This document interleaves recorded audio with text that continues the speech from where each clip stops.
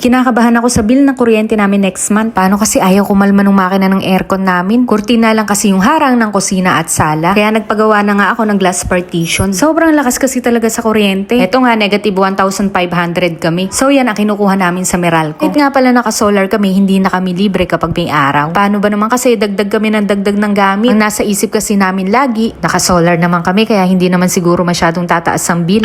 Ayan, kakaisip namin ng ganun, Diyos ko, nag-negative kami. Minsan, mas mataas pa pag nag-join force itong induction, Jetmatic at rice cooker. Pero ang pinaka-iniisip ko nga itong bagong aircon namin kasi sobrang lakas talaga niyang kumonsumo. Kaya nagpalagay na kami ng glass partition para kumalma-kalma naman yung makina. Nung una, sliding sana yung papalagay namin kaso takaw space pala yun. Kaya etong nafo-fold na lang. Nung malagay na nga, nare-reach na nung aircon yung sinet naming temperature. At pag na-reach na nga, ayan, medyo bumababa na yung konsumo namin. Hindi na kasi hirap yung makina. At eto na nga pala yung pinagawa naming partition. At gusto kong malaman yung takaw fingerprint siya.